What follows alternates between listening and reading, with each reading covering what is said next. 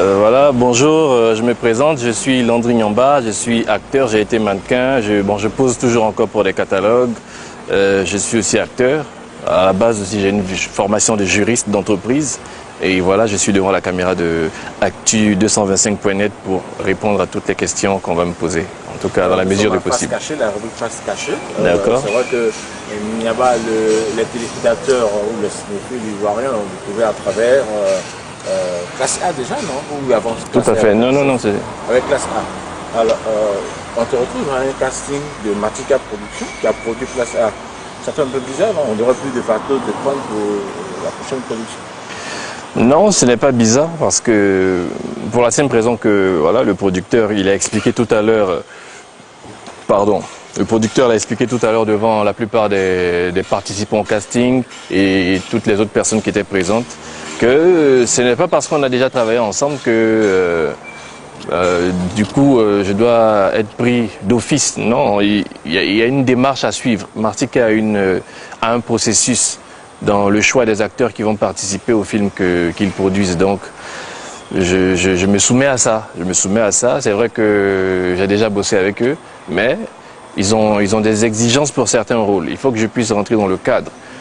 J'ai beau avoir un talent, et si ça ne correspond pas à ce qu'ils attendent, effectivement, il y a des risques que je ne sois pas pris.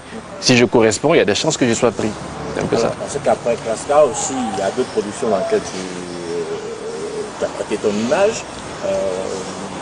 Dernier en date qui fait encore, qui revient à l'esprit des gens, c'est Bouteur.com. Tout à fait. C'est un personnage qui apparemment te colle bien à la peau. Il me colle bien à la peau. Qu'est-ce que je dois entendre par... Qu'est-ce que je dois comprendre? Je dis simplement que peut-être que vous avez parfaitement rendu le rôle. Ah, merci, c'est gentil. J'ai essayé de donner le meilleur de moi-même pour pouvoir interpréter le rôle. C'était pas forcément évident, mais j'ai essayé de... Après ça, quel a été le regard des gens dans ton entourage? Bon, vous savez, en Afrique, en général, les gens ont tendance à associer la personne au personnage.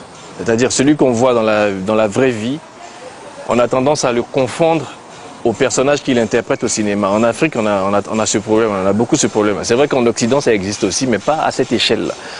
Et j'ai eu ce problème avec classe A, les gens m'ont collé des étiquettes, c'est pas évident. Mais bon.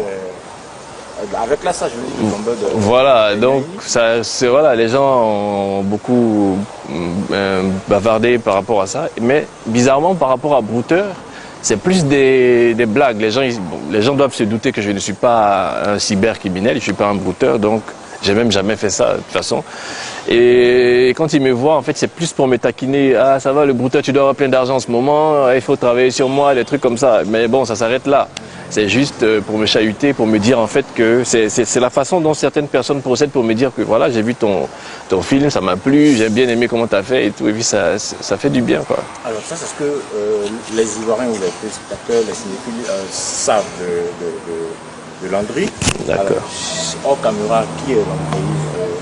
Parce que être un Apollon comme ça veut dire qu'il y a des dames aussi, des jeunes filles qui peuvent faire des clins d'œil.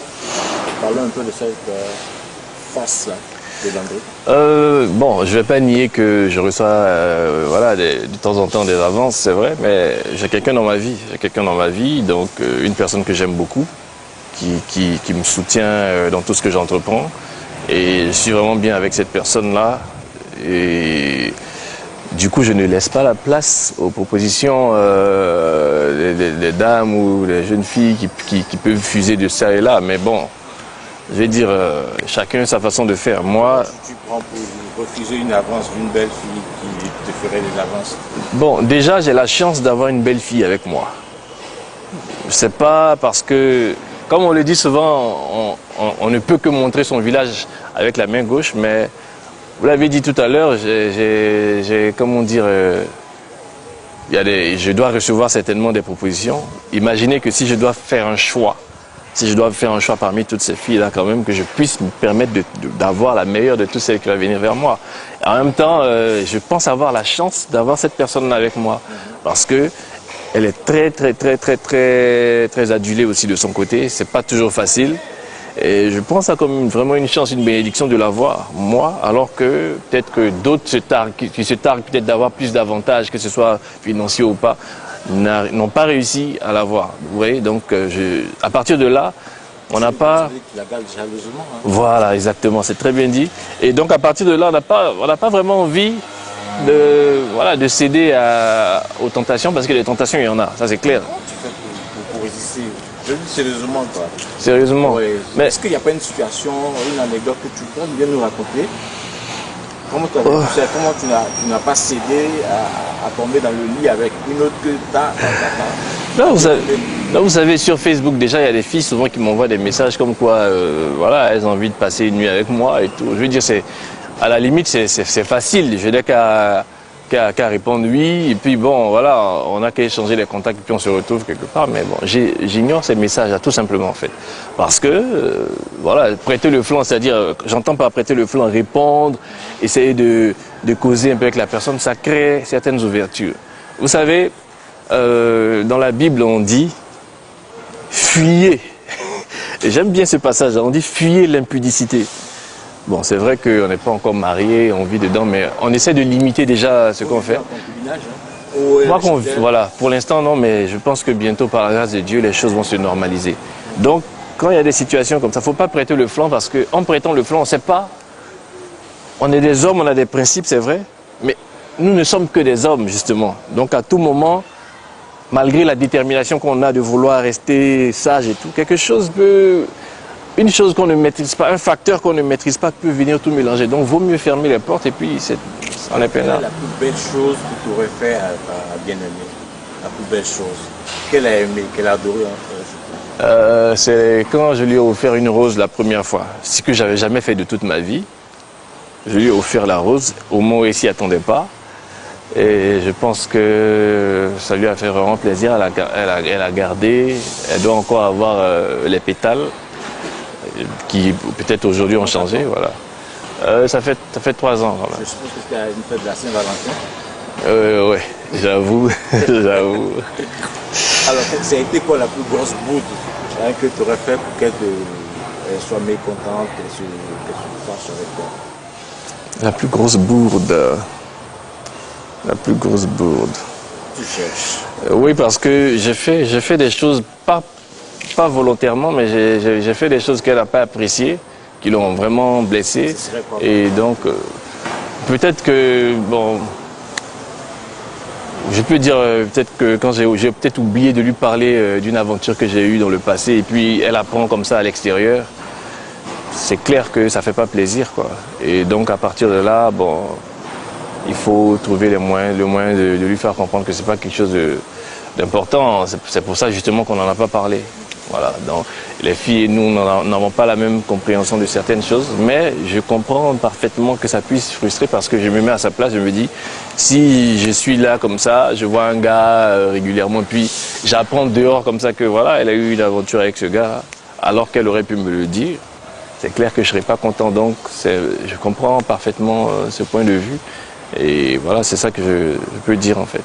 Alors, en introduction, en parlant de ce que tu fais, mannequin, pose pour la publicité, acteur, aussi juriste de formation. Cet aspect-là, on ne le sait pas souvent, donc peut-être que nous en parler un peu plus. D'accord, est-ce que vous voulez savoir sur cet aspect? Ça veut dire qu'est-ce que demain on pourrait voir Landry être avocat ou juge Bon, ce que j'ai fait comme formation, déjà, c'est le droit des affaires. Donc, c'est vrai qu'il y a forcément des juridictions dirigées par des gens qui ont fait ce genre d'études, mais je n'aspire pas à être avocat, ou quoique ça m'aurait fait plaisir, mais je suis plus orienté vers l'aspect entreprise, en fait. Je suis plus orienté vers ça. Et voilà, c'est parce que ma formation, en fait, elle est faite pour les entreprises. C'est clair que j'aurais pu pousser plus loin avec notamment, si j'avais fait par exemple un doctorat après, voilà, ça aurait été plus aisé peut-être de pencher vers le côté, comment dire, voilà, ce côté-là, plus le barreau et autres. Ça aurait, mais je suis plus pour les entreprises en fait. Alors, s'il y a une opportunité qui s'offre tout de suite, travailler, être le conseil juridique d'une entreprise, l'entreprise va sauter là-dessus. Oui, ce serait intéressant. Mais c'est vrai que c'est pas tout le monde qui me connaît, mais il y a quand même une grande partie de la population, même des gens qui ont des entreprises, qui m'ont quand même déjà aperçu. Et donc à partir de là, ça me fera peut-être des facilités par rapport à ce que je vais faire. C'est clair que pour tourner, je vais tenir compte de mon emploi du temps du bureau, et puis voilà. Mais en même temps, c'est vrai qu'on veut travailler et tout, mais l'idéal en fait c'est d'avoir son propre business. C'est ça, c'est un peu ça qui. Voilà, c'est un vœu. On termine avec maintenant. Voilà, donc voilà, c'est ça. J'ai bien envie d'avoir ma propre affaire à moi. Je vais pas développer. C'est des idées qui sont, comment dire, qui sont au secret pour l'instant. Vaut mieux laisser le succès de ces idées-là faire parler des idées en question. Donc, ce serait ça mon vœu déjà, avoir mes propres affaires en marge de ce que j'aime bien faire, la musique, le cinéma, que j'apprécie, que j'aime beaucoup.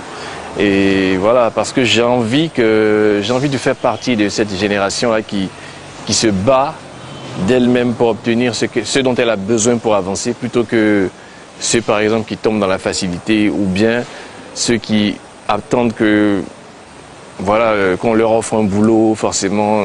C'est vrai que c'est bien d'avoir un boulot, ça permet d'avoir une base solide pour faire d'autres choses après, mais l'idéal serait de pouvoir réaliser quelque chose par soi-même, même si c'est par de petits moyens. Quand c'est bien fait après, forcément ça explose. Donc c'est vraiment ça que j'ai envie de dire. Un message pour les internautes de Actu 225. Voilà, chers internautes de Actu 225, si vous voulez la bonne information, vous voulez les détails croustillants, vous voulez vous affairer comme on dit, allez sur actu225.net.